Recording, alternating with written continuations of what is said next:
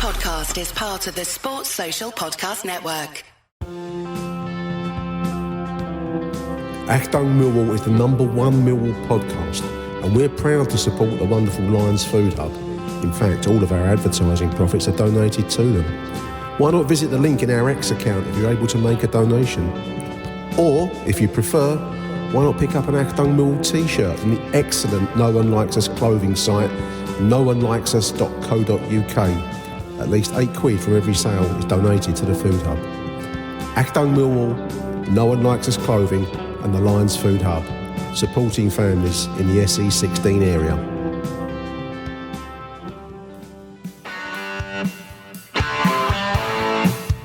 You're listening to Achtung Millwall, broadcasting from the beautiful South Birmingham. Accept no substitute.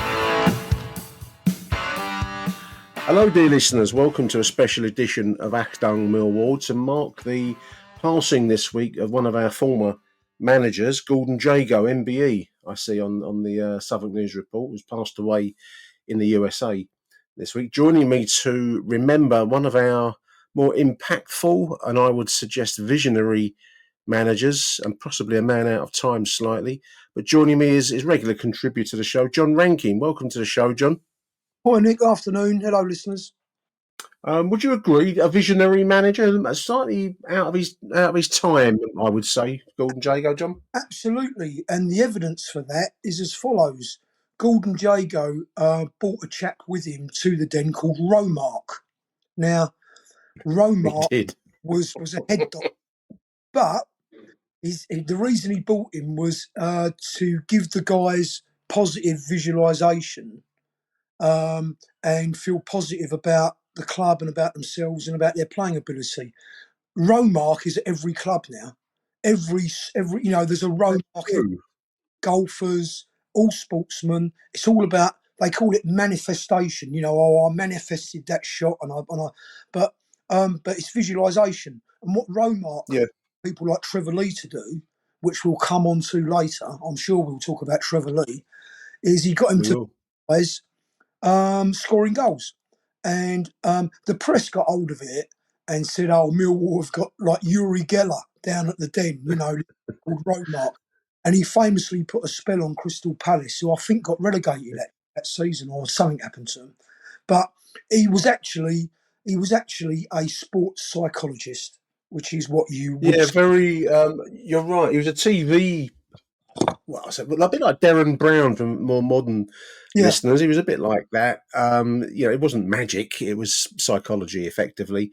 Yeah. And as John says, he was an early example of sports psychology, which gives a bit of a touch of Jago as a manager. He was always his career is actually quite bound up with the USA, actually, where they're much more open to new things of this kind. We're seeing the rise of football out there now, but he was very much in at the start of the early days of professional football in the US.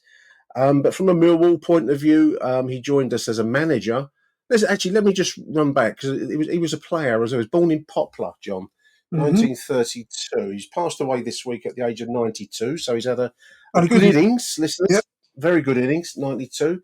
Born in 32 in Poplar in East London, and he came into football and played for Charlton. He was a Charlton player for 1954-62. Made 137 appearances and scored just one goal for the Addicts. But then he would move into management, and he's actually done. He had quite an array of different types of clubs. John, I never realised until I did a little bit of research for this show now. He managed Eastbourne United in his early days, and he went to America, a team called the Baltimore Bays. He managed the US national team out there. And then when he really found fame in the early 70s was when he came back from the US. He came back to really take control of QPR. And he turned QPR in the 70s, and I don't know if you'd agree with this, John, but he turned them into a bit of a glamour club and a most unlikely team from a fairly seedy part of West London. And he turned them into like a mini Chelsea in terms of having some showbiz glam. They had some star players, Stan Bowles, Frank McClintock, players at that level, Don Gibbons, Dave Thomas. He took them up the table. Rodney Marsh, playing good football. And I think after he would leave QPR, they would actually go and finish second in the Football League as to Liverpool as champions. That was their high point as a club. But he brought a certain pizzazz to QPR. That was my memory of that team at that time. Would you agree with that, John? Yeah, I mean, we've got to talk about QPR because it was a very big part of the story. And just spinning back to his playing career, could you tell me his Charlton stats again, please? He played 137 times for Charlton between 1954 and 1962. Scored just one goal, and his position. Let me just check his playing position. That's what I was going to say. His position was centre forward. Was he a centre forward? No, centre back. He was a centre back. That's a poor return, even for Charlton. He was a centre half in modern money. And he actually played for the England under-20 side in 1949. I mean, it's not a huge haul of. I imagine injury back then. Players once they were injured, it was very hard to recover. There was none of the modern things that he would probably look into as his career developed as a manager. But he was centre half. Centre forward would have been a tough one, wouldn't it? One goal from an 8-year career. No, right. Let's talk about QPR because the other player as well, Jerry Francis. Right now, QPR. Francis, yeah, he was captain of England. Jerry Francis. He was. I believe. He famously scored as Jerry Francis after Jagos' time, I think, but he scored for England in a very famous 5-1 win over Scotland in what they used to call the home internationals. Yeah, a big moment. I remember watching it live. It was one of the best England performances I'd seen in my little life. There was a free kick where I think it was Tony Coe kicked the ball between someone's legs, a dummy, onto Jerry Francis, and he scored a goal. It was beautiful. So basically what happened with Gordon Jago was word went round our estate, right round New Cross, that we're getting a QPR manager. Now, I don't know what happened with QPR because QPR at that time, I'm sure, were first division, right? But I think Dave Sexton came in, and it was Dave Sexton, I think.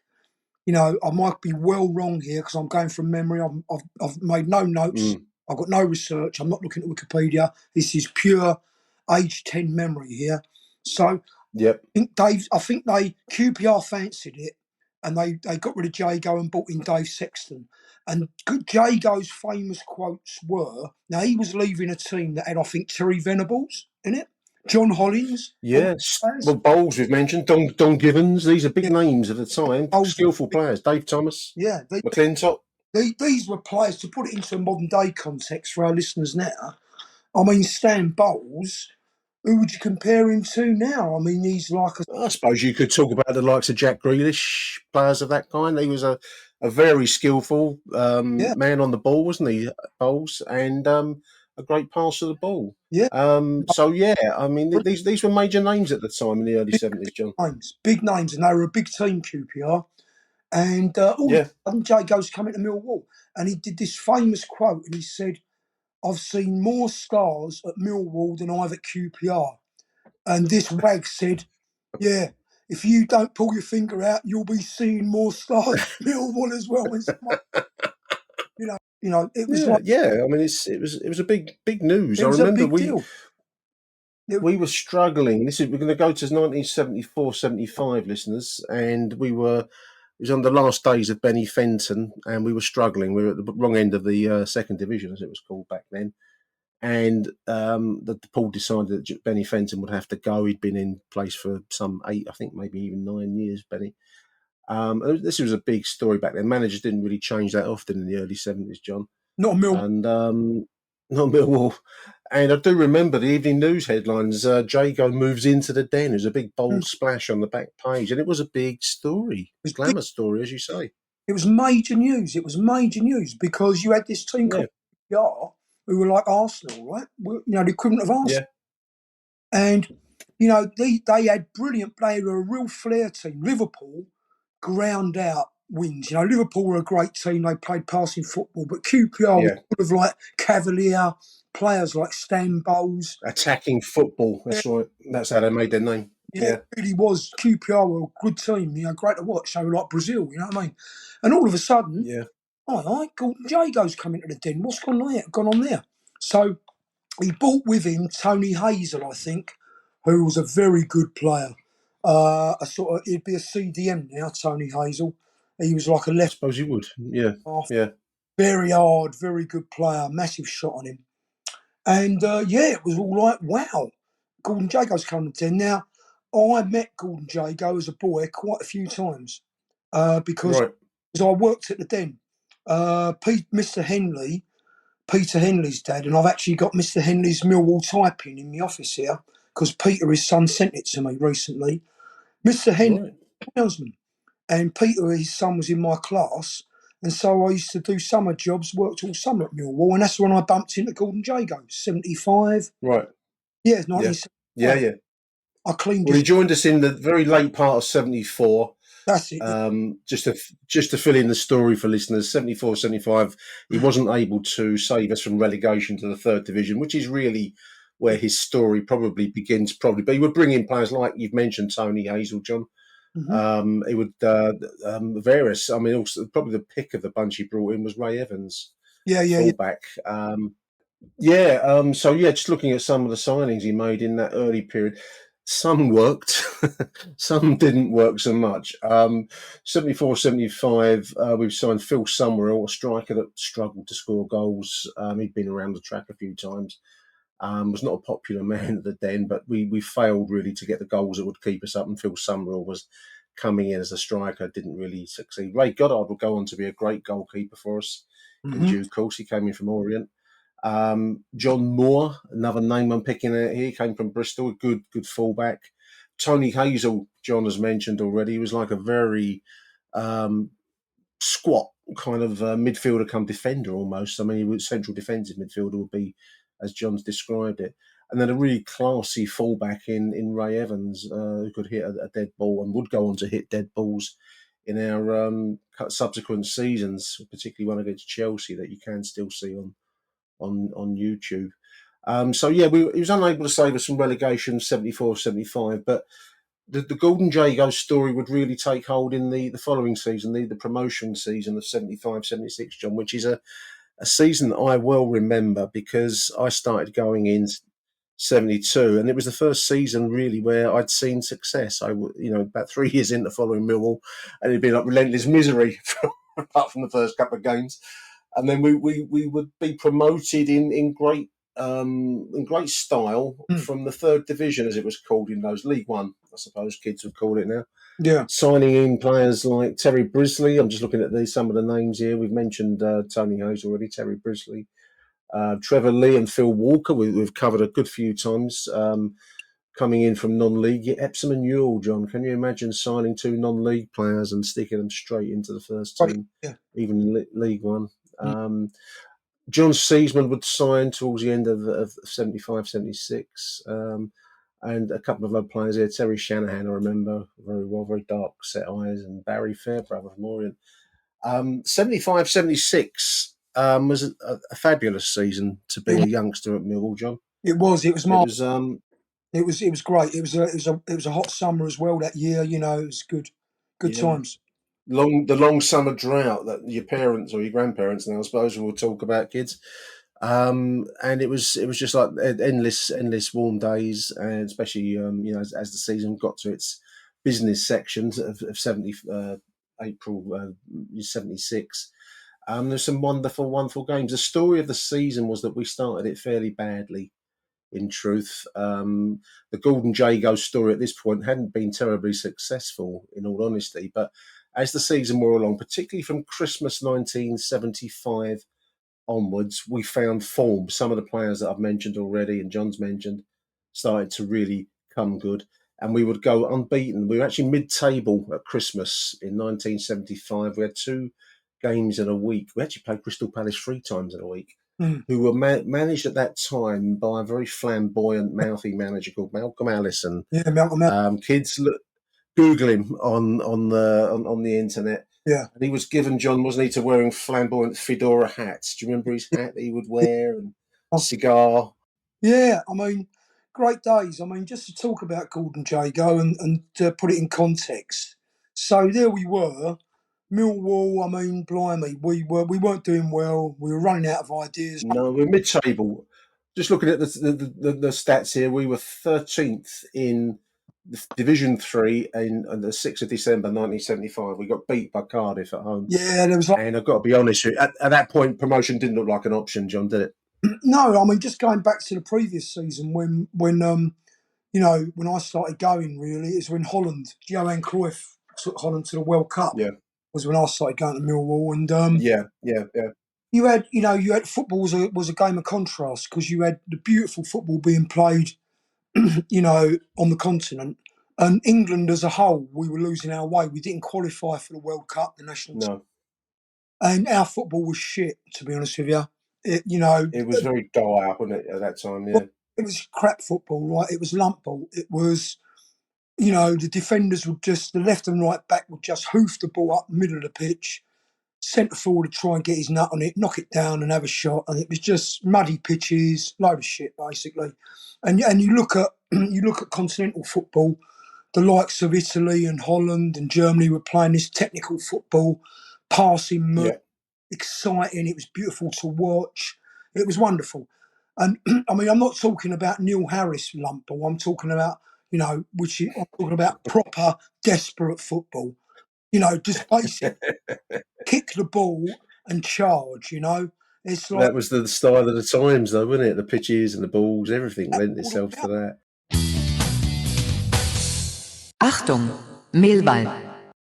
But Jago always aspired to play a kind of a higher level than that. He was like, as we've said a few times on this show, he was a visionary, and this was his high point in some respects. I'd argue that 1976 because our form really kicked off from after we beat Crystal Palace in the third game in the week against Palace. We beat them 2-1 at the Den just before Christmas, and after that to the end of the season, we've only got 3 defeats all from the remainder of the season. We would really hit form. We didn't lose from February onwards till promotion in late April. Some wonderful games, including the one that we always mention, the overhead kick from Trevor Lee in front of 23,000 at the Den, John, on Good Friday. Yeah. Probably one of the great moments, certainly of my life in that way. Will live forever in my memory and my heart. I had the good fortune to talk to Trevor Lee last season at the Den. Yeah. He was at the Millwall Trust, and I went up and what a wonderful guy. You know, he was still enthusiastic to talk about. Still wants to talk, doesn't he? Yeah. You know, I said, well, I was there, I saw it, mate. But let's. I mean, the reason why I sold this harp on about that is because. So you had Millwall. It was crowds of 3,500, 4,000 getting turned over by the county at home. Yeah. Dreadful football. Just hooliganism as well coming in and all that, everything that goes with that. You know, the old Den was it was just horrible. It was us. Yeah, it was us, but it was also a depressing period what there wasn't was the kind of optimism, I suppose, that I think Gordon Jago craved. I think that's why his career took him back to America, which is probably a fundamentally more optimistic place in many respects. I've always thought that of the US. Well, you still say that now, I don't know.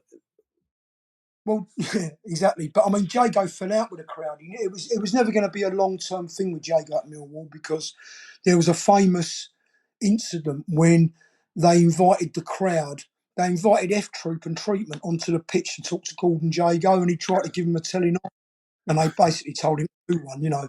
But basically, what happened was, so you had this manager Gordon Jago come in, and he was just so different because you had Benny Fenton, old school, great manager, but running out of ideas. Yeah, you know, no money clicking around. We'd sold Gordon Hill to Man United, who was Merlin the Magician, went on to play for England. You know, so any good player, we just flogged them off. Purser, was the chairman down the Old Kent Road. It was all kind of, we're going nowhere. We were like sort of just community club, struggling basically. And it was all right.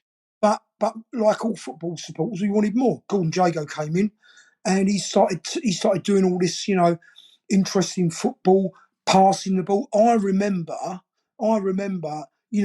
this was the days when if there was like 2 passes put together, it got a round of applause. Seriously, I'm not joking. It was like people went, "Oh, nice, nice." Different You know, era, it was mate. like Different era. I I mean, was a all the blokes around me go, "Oh, that's nice play," and they'd only pass the ball a couple of times, literally 2 or 3 passes. It was like, "Whoa, what's this?" And Jago brought in. You've mentioned Phil Walker and Trevor Lee, so he brought these lads in from Epsom and Newell. Now, just to put that into context, the money wasn't. Football was a different game back then, and the reason yeah, why money you was could bring lower. Yeah, I agree. was if you look at players now. I mean, Japhet Tanganga's room to be on 35k a week. Back in those days, I mean, a lot of Millwall players in the 60s had jobs. I mean, first team players. And I Trevor know the Lee names told of me he came off the building site. Literally, he left his building site and came to train with yeah, Millwall. And he was making. He said he told me he made less as a professional footballer, but he preferred to do that rather than work on top of a tower block in Lewisham. exactly. Exactly. Now, I mean, I'm not going to name names because I haven't asked family members and all that, Mm, but I know a couple of big Millwall names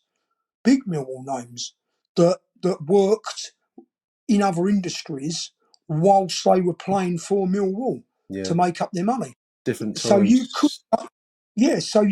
and what does that mean? What does that mean for the current day listener? Well, what it means is this: there were as good as or better players playing Sunday pub football that were playing in the first division. Yeah, You honestly, some of the football that was being played was jaw dropping. And players say, "Well, I can't play football. I can't afford it. I've just taken on a mortgage. I can't play yeah, for Arsenal, or I can't." And it was only the big World Cup names or the big international players that had the big salaries, and you used to see tremendous players. What a player he was playing over the municipal grounds and all that. So Epsom and Newell brought these 2 lads in, and they started to turn things around because they were attacking. They were flair-based players. Trevor Lee could go yeah. round a man, he's a speedy player, and it all culminated for me in us. I think Phil Walker was a left-footed midfielder, if I remember rightly. Yeah. Trevor Lee was out on the wing, and he scored this fabulous overhead scissor kick against Brighton in the third round of the FA Cup on Good In front of a Friday. packed den, I was there. 5,000 in the den. I was in the Cold Blow Lane end, and Yeah, this was just me literally into hysterics. yeah. I was literally beside myself with joy. We I we could would not we believe. would get promoted that 75, Yeah, 76 season, listeners, and then yeah. we'd progress I'm, on. 76, 77 was a wonderful season. We're back in the second division under Gordon Jago's management with a side, as John said very well, with now more flair in it than perhaps we got used to in those times.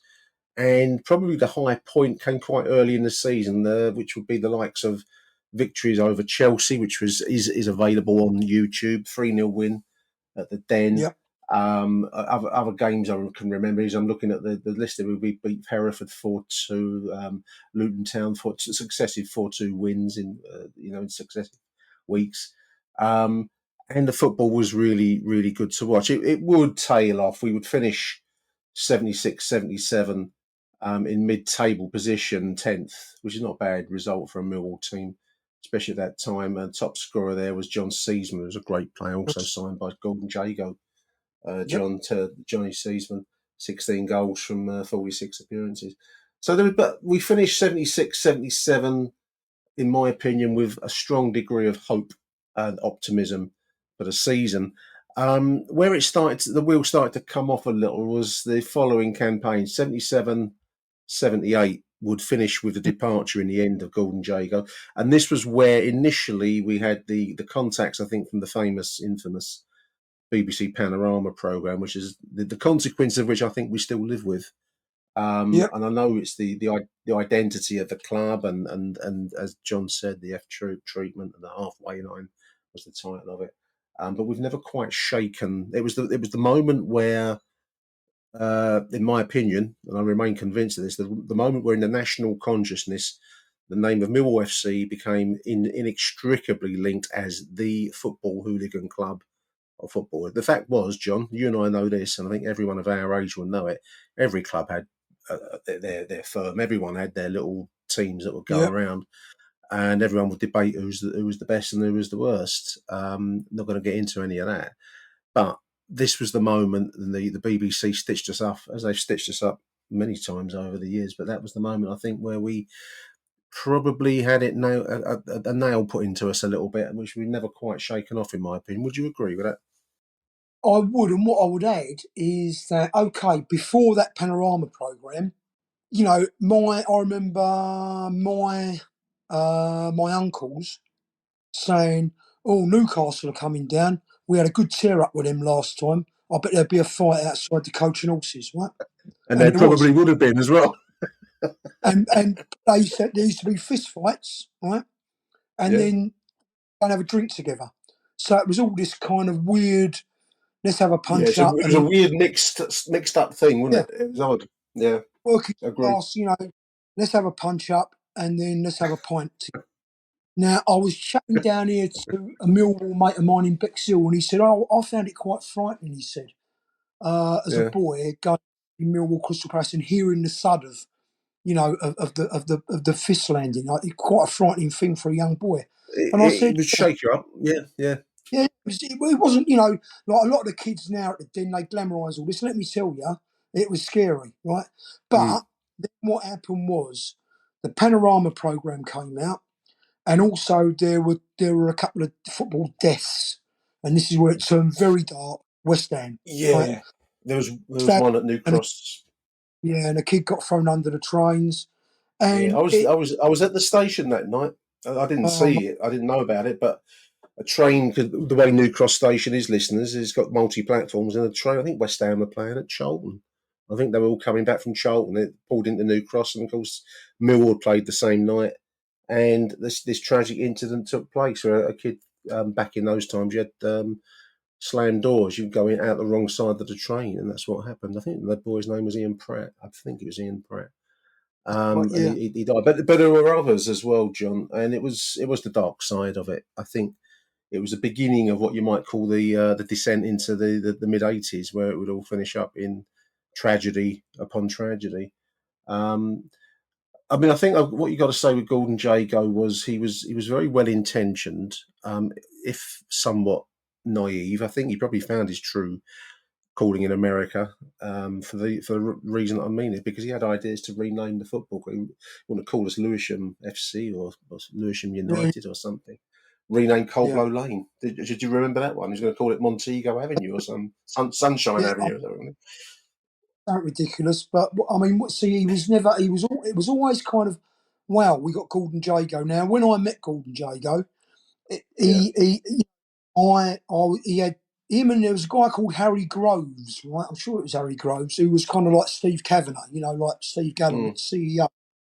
okay. And they both had brand new Audi cars from Frank Purser parked outside the Coldblow Lane end. And I'd been working there all week, and I was only 10, 11, helping the groundsman, and I was polishing their cars, right? You know, cleaning their cars. I remember it was like Audis were a very rare car, right? And Hmm. so it was obviously giving them these cars, and I was polishing them up. And Mr. Henley said, "Oh, hello, Gordon." He said, "Little fella's been working here all week, you know, what me about." And Gordon Jago flicked me a 50p and went, "Here, son, have." And it might actually, I mean, you could buy an house for 75p back then, but no, no. He flicked me this 50p, and I thought, I Yeah, was it was made worth up for that. having. Yeah, yeah. I was Used to made up. cost 10p to get into the den, so that's worth having, wasn't it? 50p. And I went round home to mum, and I went, "Look, Gordon Jago gave me 50p." And he was like, I think he was quite a big hearted, generous, sort of Quite a positive softly kind of guy. spoken man, I've read as well. He was quite a, he had a sense of humour. Like all things with Millwall, though, you get the wrong side of the crowd, and your days are numbered. And that's what happened with Gordon Jago. He Yeah, got the wrong side. he got on the wrong side of the crowd, and the ideas of renaming the club were mistaken, naive. I think probably be the way I put it, and that also reinforced his image as an outsider. I think that's how he came to be seen in the end, and it would come to a fairly sad. So 77, 78 was was a desperate season. We would actually survive in the Division 2, the Championship in modern terms, that season. But he left us in, I think it was the November, that would be George, that. Pesci was came it in, didn't George? he? Yeah, Oh, that was the season where we would finish it by winning our last 6 matches. We were on the brink of getting relegated back to Division 3. And that yeah. was very much the end of a very optimistic, very, I always think of it in sunshine terms, a very strange way to put it for listeners, but it seemed to be forever sunny at that time with good football, John, under Gordon Jago. Yeah. Then it would go wrong, We had some terrific footballers. I mean, the standout, you mentioned Johnny Seasman, Yeah, Tony Hazel. Obviously, we had Big Kitch. He stuck with Big Kitch in the middle at yeah, centre back. Terry Grizzly, Dave Donaldson, Ray Evans. We had Barry South. No, Barry South was a bit later. Trevor Lee, Phil Walker, Phil Summerall. We didn't really have. That's why John Seasman was like a sort of Teddy Sheringham type yeah, player. yeah, Phil yeah, Summerall. He was Birmingham boy, and he never really he did much for us, Phil Summerall. So we lacked a centre forward. yeah. But great days, sunny, good football, and it was just in stark contrast to what happened before and what happened after, because we had the Yeah, it George stands out. Yeah, no, you're right. You're right. nearly went out of business. Only George Graham that came in and kept us afloat. Really, the club owes a lot to George Graham. I'll tell you now. Yeah, it was like a little island of, like a paradise island on an otherwise fairly grim North Sea, grey kind of, ocean. After leaving Millwall, Gordon Jago will go back to America, which is where he largely stayed. I think, he lived the rest of his life in the USA, worked for Tampa Bay Rowdies, Dallas That's it. Sidekicks, some great names here. Dallas, so he would get involved in that, an indoor soccer league out there, as they call it, and became quite well established. He even formed up a youth tournament, which is quite well regarded, called the Dallas Cup, the Dr. Pepper Dallas Cup, indeed. Dr. Pepper, which is horrible, God but damn anyway. it. Dallas Pepper Cup. Go, soccer, go. Wikipedia says during his management, the Dallas Cup rose to be one of the preeminent youth soccer tournaments in the world. So, and he achieved great.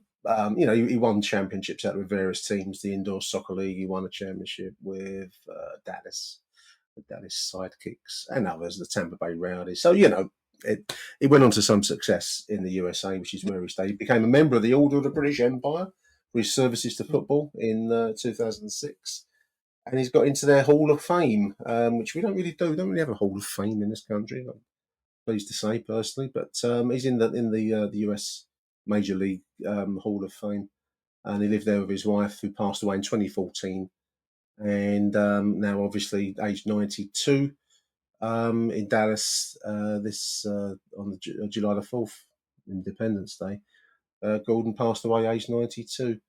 I think he should be well regarded in Millwall memory. I know it finished in, with everything that we've described here, John, but that shouldn't be how Gordon Jago is remembered. He should be remembered, in my opinion, as a man who tried to bring he aimed higher for Millwall. He wanted higher for us, and almost, he came close to achieving it, really. He got the football being played well, some good players.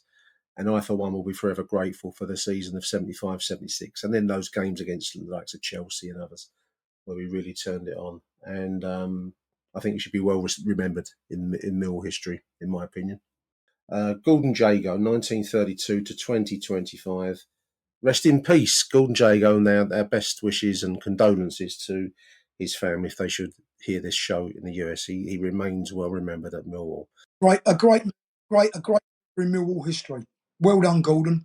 Big thank you, John. And a big thank you to you too, dear listeners, for tuning into this special edition. We will be back when the season gets going in earnest. Probably not for the friendlies, though, because I don't like friendlies, but we will be back for the competitive fixtures. Norwich away being the first one. So big thank you, John Rankin. Thanks for joining me, mate. No, it's a pleasure, Nick, and I'll see you soon, mate. Thanks for listening to this edition of Achtung Millwall. If you're tuning in via Spotify or YouTube, please feel free to comment, like or subscribe as you see fit. God bless. Until the next show then, it's bye for now.